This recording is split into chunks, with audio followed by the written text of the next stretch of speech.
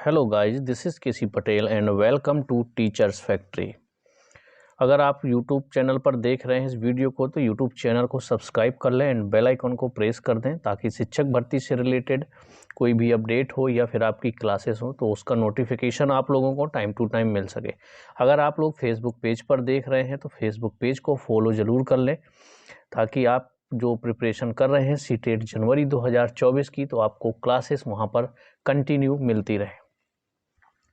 आज का हमारा टॉपिक है विकास के सिद्धांत, principles of growth and development.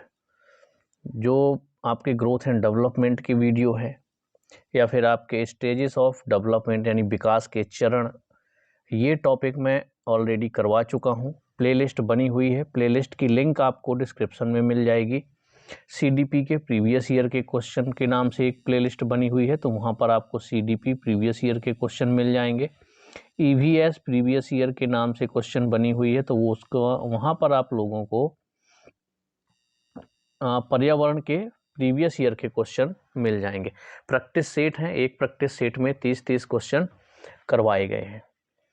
तो जिन लोगों ने पिछले वीडियो नहीं देखे हैं सीडीपी के, उनको ज़रूर देख लें क्योंकि जब तक आप पिछले वीडियो नहीं देखेंगे आप लोगों को ये समझ में नहीं आएगा। तो उससे पहले आपको पुराने वीडियो देखने होंगे, यानी जो पिछले वीडियो मैं ऑलरेडी बना चुका हूँ। जैसे आपका ग्रोथ एंड डेवलपमेंट का टॉपिक 2 वीडियो में आई थिंक ख़त्म हो गया है। इसके बाद आपका स्टेजेस ऑफ डेवलपमेंट यानी विकास के चरण, उसको भी हम ख़त्म कर चुके हैं। और आज का टॉपिक है हमारा विकास के सिद्धांत। तो आपके जो सिद्धांत हैं वो लगभग 17-18 सिद्धांत हैं, तो इनको हम एक वीडियो में कंप्लीट नहीं करेंगे क्योंकि वीडियो आपका लंबा हो जाएगा। इसको पार्ट में डिवाइड कर लेंगे। इस पूरे टॉपिक के लगभग आपके 3 वीडियो बन जाएंगे तो आपको बोरियत भी नहीं होगी और आपके समझ में भी अच्छे से आ जाएगा। चलिए शुरू करते हैं आज का हमारा टॉपिक, विकास के सिद्धांत। तो पहले शॉर्ट में समझ लेते हैं विकास के सिद्धांत कौन कौन से हैं जो बहुत ही ज़्यादा महत्वपूर्ण है। इसके बाद हम डिटेल में सभी सिद्धांतों को पढ़ेंगे उदाहरण के साथ, है ना, विथ एग्जाम्पल। चलिए, जो आपका विकास होता है वो क्या है? कंटिन्यू चलने वाली प्रक्रिया है। विकास एक सतत प्रक्रिया है। जो आपका विकास है वो जन्म से लेकर के या फिर कह सकते हो आप गर्भाधान से लेकर के मृत्यु तक चलता रहता है। तो विकास एक सतत प्रक्रिया है। दूसरा, डेवलपमेंट इज सिक्वेंशियल और ऑर्डरली, यानी कि जो आपका विकास होता है वो क्रमिक होता है। अब कैसे क्रमिक होता है?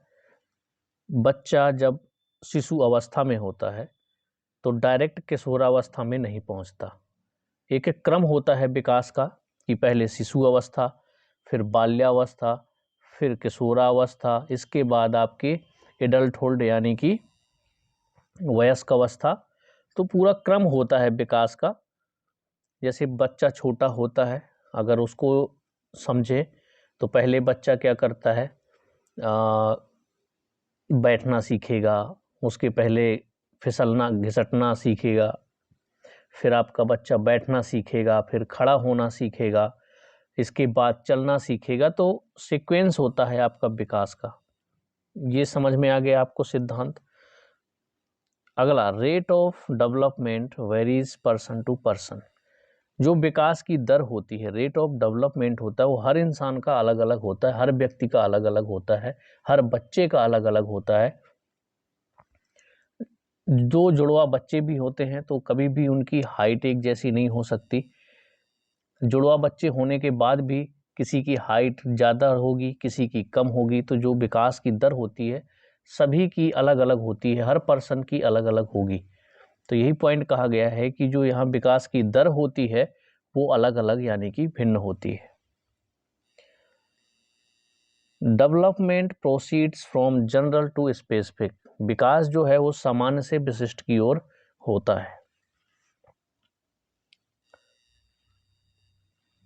Growth and development is a product of both heredity and environment. Heredity आपका क्या होता है? आनुवांशिकता होती है, आनुवांशिकता। और जो एनवायरनमेंट होता है आपका, ये होता है पर्यावरण। तो ये दोनों का प्रोडक्ट होता है विकास। तो यहाँ पर आपको शॉर्ट फॉर्म में दिख जाएगा कि जो आपका डेवलपमेंट होता है वो हेरिडिटी और एनवायरनमेंट का प्रोडक्ट होता है, मल्टीप्लाई होता है। इसके बाद अगला पॉइंट जो है हमारा, अगला सिद्धांत जो है, डेवलपमेंट इज प्रेडिक्टेबल, यानी कि विकास का पूर्वानुमान लगाया जा सकता है। फॉर एग्जाम्पल, जब कोई बच्चा बचपन में ज़्यादा क्रिएटिव होता है या स्पोर्ट में अच्छा होता है या पढ़ने में अच्छा होता है, तो हम लोग अनुमान लगाते हैं कि बच्चा बहुत अच्छा क्रिकेट खेलेगा या बहुत अच्छा फुटबॉल खेलेगा, या इसका आईक्यू लेवल पढ़ने में बहुत अच्छा है तो ये आईएएस बनेगा या आईपीएस बनेगा। तो इसका पूर्वानुमान लगाया जा सकता है। तो अगर ये पॉइंट आपका आ जाए कहीं पर भी विकास के बारे में, डेवलपमेंट के बारे में, कि development is a predictable, right और रॉन्ग, तो आपका राइट हो जाएगा। आपके यहीं से क्वेश्चन बनते हैं। ये जो सिद्धांत बता रहा हूँ ना, तो विकास से आपके और वृद्धि विकास जो मैं आपका टॉपिक पढ़ा चुका हूँ, वहीं से क्वेश्चन बनेंगे। अगर आप थ्योरी अच्छे से समझ लेंगे तो किस तरह के क्वेश्चन आते हैं वो भी मैं आपको बताऊंगा। ऑलरेडी मैं प्रीवियस ईयर के क्वेश्चन करवा रहा हूँ आपको, उसकी प्लेलिस्ट भी मिल जाएगी। अगला है हमारा, all type of development are inter related. Development कौन कौन से होते हैं, विकास कौन कौन से होते हैं, ये आपको पहले पता होना चाहिए। उसके लिए आपको पुराना वीडियो देखना होगा। तो डायरेक्ट आपको ये वीडियो नहीं देखना है, पुराने वीडियो देखिए, इसके पहले वाले वीडियो देखिए, इसके बाद इस वीडियो को देखिए। पीसीएसई मतलब आपका फिजिकल डेवलपमेंट है ये, जिसको शारीरिक विकास कहते हैं, डेवलपमेंट। ये आपका कॉग्निटिव डेवलपमेंट यानी कि संज्ञानात्मक विकास, सोशल डेवलपमेंट सामाजिक विकास, इमोशनल डेवलपमेंट यानी कि सामवेंगिक विकास। तो ये चारों विकास जो होते हैं वो एक दूसरे से अंतर संबंधित होते हैं, इंटर रिलेटेड होते हैं। वो कैसे? अगर आपका देखिए शारीरिक विकास बहुत अच्छा है तो आपका संज्ञानात्मक विकास भी बहुत अच्छा होगा। जब आपका संज्ञानात्मक विकास आपको पता है कि मानसिक डेवलपमेंट यानी कि मेंटल डेवलपमेंट से रिलेटेड होता है। तो कुछ जो की पॉइंट है ना, उनको आपको दिमाग में रख लेना है। जैसे संज्ञानात्मक विकास है, वो पूरा विकास किस पे रिलेट करता है, किससे संबंधित है? तो आपका मानसिक विकास से संबंधित है। अब जब आपका शारीरिक विकास बहुत अच्छा होगा तो आपका मेंटल हेल्थ भी बहुत अच्छा होगा, तो आपका कॉग्निटिव डेवलपमेंट भी बहुत अच्छा होगा। अब जब कॉग्निटिव डेवलपमेंट आपका अच्छा है तो सामाजिक विकास भी आपका अच्छा होगा। जब ये तीनों विकास आपके बहुत अच्छे हैं, यानी कि फिजिकल अच्छा है, कॉग्निटिव अच्छा है और सोशल अच्छा है, तो आपका इमोशनल डेवलपमेंट भी काफ़ी अच्छा होगा। तो ये जो सभी आपके डोमेन होते हैं डेवलपमेंट के, ये एक दूसरे से इंटर रिलेटेड होते हैं।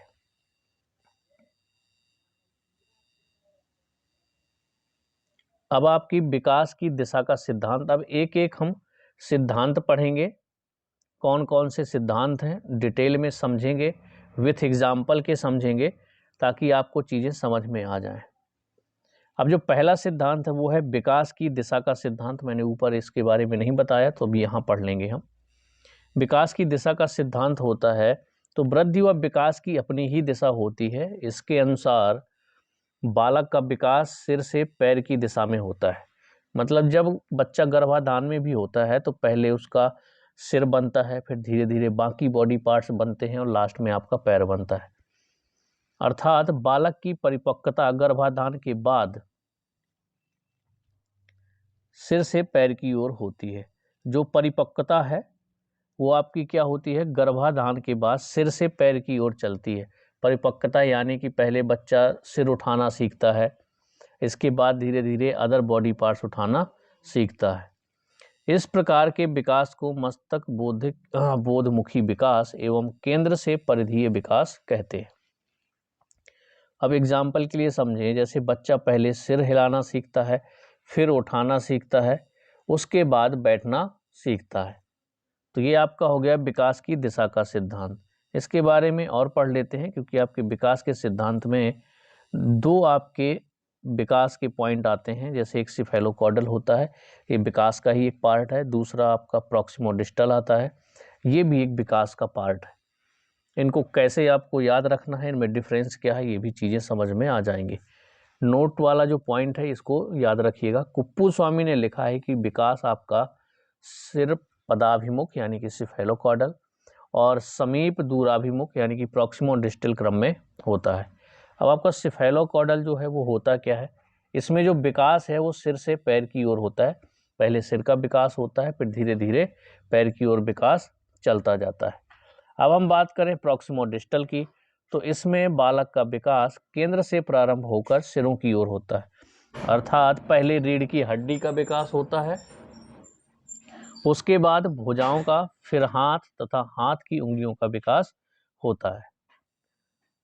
तो सिफेलोकॉर्डल को आपको याद रखना है, उसमें स्टार्टिंग में आपका सी आ रहा है ना यहाँ पे, तो सिफेलोकॉर्डल मतलब सिर से पैर की ओर विकास होता है, और प्रॉक्सिमो डिस्टल जो है वो आपका केंद्र से प्रारंभ होकर सिरे की ओर यानी बाहर की ओर विकास होता है। जैसे एग्जाम्पल के थ्रू बताया कि पहले निर्माण होता है विकास की रीढ़ की हड्डी का विकास, उसके बाद भुजाओं का, फिर हाथ का, इसके बाद हाथ की उंगलियों का। अब यहाँ पर आपका दिया गया है जो विकास की दिशा है, तो विकास की क्रिया किस उम्र में किस तरह से होती है, ये आपको पूरा डिटेल यहाँ पर बताने वाला हूँ। अब बात करें प्रथम माह में बच्चा सबसे पहले क्या करता है, सबसे पहले सिर को उठाना सीखता है। जब 3 माह का हो जाता है तब गतिशील वस्तुओं पर नेत्र नियंत्रण करना सीख जाता है। जब भी मान लो बॉल है, फुटबॉल है, अगर आप उसे फेंकेंगे तो बच्चे की जो नज़र होती है वो उनकी तरफ अपने आप जाने लगती है। 5वां माह, जब बच्चा 5 माह का हो जाता है तो सहारा देने पर बैठने लगता है, यानी आप उसकी हेल्प करो, थोड़ा बहुत सहारा देंगे तो 5 माह का बच्चा बैठने लगेगा। जब 6 या 7 माह का बच्चा हो जाता है तो बिना सहारे के बैठना सीख जाता है। 7 से 8 माह का जब बच्चा होगा तो सहारा अगर आप उसे देंगे तो खड़ा होना सीख जाएगा। 9 या 10 माह का जब बच्चा हो जाएगा तो बिना सहारे के खड़ा होना सीख जाता है। जब बच्चा 1 साल का हो जाएगा तो फिर बिना सहारे चलना सीख जाता है। 2 वर्ष का जब हो जाएगा तो दौड़ना, टेढ़ी मेढ़ी लकीरें खींचना, ये सारी चीज़ें सीख जाता है। 3 से 4 वर्ष में बच्चा कूदना, जंप करना, ट्राईसाइकिल चलाना, ये सारी चीज़ें सीख जाता है। तो ये आपका किस उम्र में बच्चा कौन कौन सी क्रिया करने लगता है, ये आपको यहाँ पर मैंने बता दिया। इसको 2-3 बार देख लीजिएगा, समझ में आपको आ जाएगा। यहाँ पर इतना ज़्यादा जोर नहीं देना है, यहाँ से बहुत ज़्यादा क्वेश्चन नहीं पूछेंगे। आपको स्टार्टिंग में याद रखना है, प्रथम माह हो गया आपका, है ना। 3 माह में बच्चा क्या करता है, गतिशील वस्तुओं पर नियंत्रण रख लेता है। इस तरह से 1-2 पॉइंट आप याद रख सकते हैं। अब डायरेक्शन की जो आपकी जो दिशा है वो किस तरह से होती है, कौन कौन सी होती है, मैं ऊपर बता चुका हूँ, फिर भी एक बार रिपीट कर लेते हैं। सिफेलोकॉर्डल यानी लॉन्गिट्यूडिनल लंबवत, सिरोध पदोमुखी, सिर से पैर की ओर यानी हेड टू टो, सिर से पैर की ओर विकास होता है। और प्रॉक्सिमो डिस्टल में, इसमें आपका सेंटर से पेरीफेरी यानी केंद्र से बाहर की ओर इसका विकास होता है। अगला पॉइंट है जो जन्म के समय बच्चों का सिर का शरीर 1/4 होता है। जन्म के समय बच्चों का जो सिर होता है वो शरीर का 1/4 भाग होता है, यानी कि 25% होता है।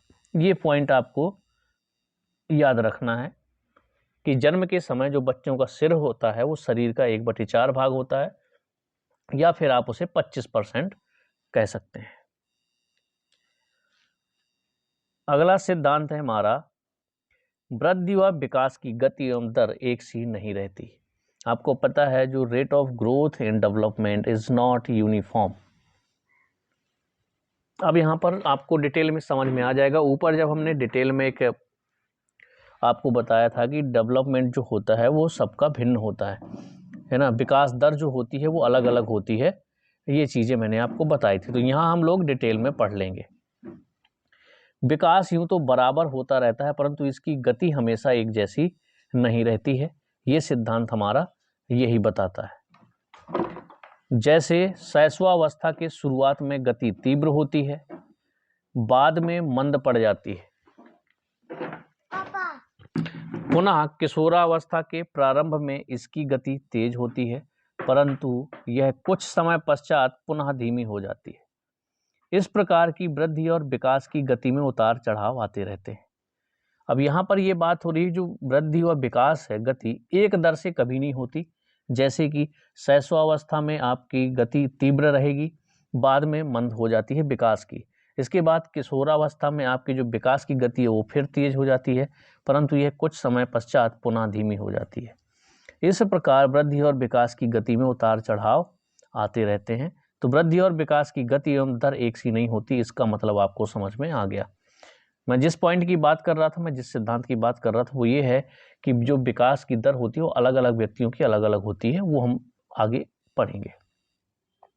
तो आपको दूसरा सिद्धांत समझ में आ गया, वृद्धि व विकास की गति एक जैसी नहीं होती है। तीसरा सिद्धांत है हमारा विकास क्रम का सिद्धांत, principle of development sequence. Short में मैंने ऊपर बताया था, अब आपको यहाँ पर सारी चीजें समझ में आ जाएंगी जब हम उदाहरण लेकर के समझेंगे। इस सिद्धांत में गामक एवं भाषा विकास एक निश्चित क्रम में होता है। गामक मतलब जो गतिक विकास आपका होगा, और जो भाषा विकास होता है वो आपका एक क्रम में चलेगा, ना कि बिना क्रम के ही कभी भी कोई भी विकास हो जाएगा। अब कैसे, ये समझते हैं हम उदाहरण से।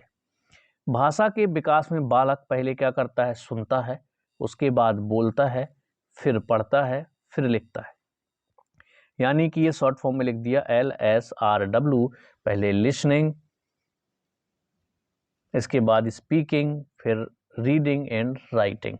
LSRW, इसी क्रम में भाषा का विकास भी होता है। आपको ये क्रम भी याद रखना है, एग्जाम में पूछ दिया जाता है। ऐसे ही जब बालक गर्भ में होता है तब गर्भावस्था, फिर शैशवावस्था, इसके बाद बाल्यावस्था और फिर किशोरावस्था क्रम में विकास होता है। अब ऐसा तो नहीं होता ना कि बच्चा शिशु अवस्था में है इसके बाद डायरेक्ट किशोरावस्था में पहुंच जाए, नहीं, क्रम से चलेगा। पहले गर्भावस्था में जब गर्भ में रहेगा, फिर शिशु अवस्था में, फिर इसके बाद उसकी बाल्यावस्था आएगी, फिर किशोरावस्था आएगी, फिर उसकी एडल्टहुड यानी कि वयस्क अवस्था आएगी। तो आपका जो विकास का क्रम होता है ना, सिक्वेंशियली चलता है। ऐसा नहीं है कि डायरेक्ट आपका विकास कहीं से कहीं पहुंच जाएगा, तो ऐसा बिल्कुल नहीं होता। तो ये भी आपका एक सिद्धांत है, विकास क्रम का सिद्धांत। इसके बाद जो बाकी सिद्धांत बचते हैं, जैसे यहाँ से चौथा सिद्धांत आपका रहेगा परस्पर संबंध का सिद्धांत। ये हम लोग करेंगे नेक्स्ट वीडियो में, क्योंकि अगर मैं इसी में सब पढ़ा दूंगा तो आप लोग भी कंफ्यूज हो जाओगे और वीडियो भी काफ़ी लंबा हो जाएगा, तो आपको भी परेशानी होगी। आपको समझना है, मैं छोटे छोटे वीडियो ही बना करके समझाऊंगा, ज़्यादा लंबे वीडियो नहीं करूंगा। लास्ट में जब ये चीज़ें पढ़ लोगे तो एग्ज़ाम के 1 महीने पहले हम लोग महा मैराथन क्लास सभी सब्जेक्ट की कर लेंगे, चाहे आपका CDP हो, है ना, चाहे आपका हिंदी पेडालॉजी हो, फिर हिंदी पेडालॉजी, फिर चाहे आपका इंग्लिश पेडालॉजी हो, इंग्लिश पेडालॉजी, या फिर आपका EVS हो और EVS पेडालॉजी,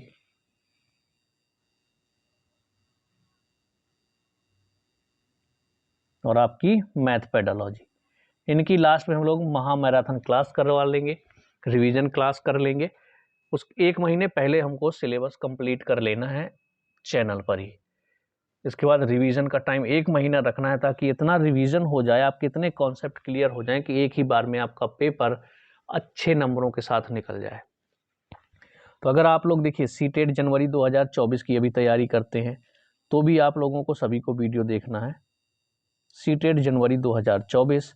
इसके अलावा आपको पता है HTET का नोटिफिकेशन आ गया, लगभग सिलेबस थोड़ी कुछ टॉपिक में अंतर है, तो वो टॉपिक भी बाद में करवा दूंगा। तो HTET वाले भी सभी लोग इस वीडियो को देख सकते हैं। और अगर आप अपने स्टेट के किसी भी स्टेट के एग्जाम की आगे की तैयारी कर रहे हो, भले ही अभी नोटिफिकेशन नहीं आया, चाहे आपका बिहार टेट हो या रीट हो, उत्तराखंड टेट हो, हरियाणा टेट हो, HP टेट हो यानी कि हिमाचल प्रदेश का, छत्तीसगढ़ टेट हो, या फिर आपका UP टेट हो, किसी भी टेट एग्ज़ाम के लिए तैयारी करते हो, या फिर आप लोग सुपर टेट की तैयारी करते हो, तो आप लोगों को CDP पढ़ना कंपलसरी है, जो भी PRT लेवल के हैं या फिर जूनियर लेवल के भी हैं 6 to 8 में, उनको भी पढ़ना ज़रूरी है। तो आप लोग फोकस करिए। और CDP के लिए मैं आपको एक रामबाण कह सकते हो औषधि दे रहा हूँ, ठीक है। क्या CDP को आपको रटना नहीं है, रटने की बजाय आपको समझना है। ये बार बार मैं इसलिए कह रहा हूँ क्योंकि रटी हुई चीज़ें आपके एग्ज़ाम में आएंगी नहीं, सेम क्वेश्चन कभी बन के आएंगी नहीं।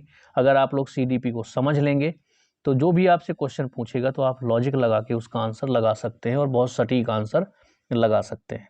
अगर आप लोगों को वीडियो पसंद आ रहा है तो आप लोग बाकी लोगों के साथ शेयर करिए जो लोग भी तैयारी कर रहे हैं। और अगर आपको कोई पॉइंट या फिर कोई टॉपिक समझ में नहीं आ रहा है तो भी आप लोग बताइए, मैं कोशिश करूँगा कि आपको समझ में आए। तो चलिए हम लोग मिलेंगे अब नेक्स्ट वीडियो में। कोई डाउट होगा तो कमेंट्स में ज़रूर बताना।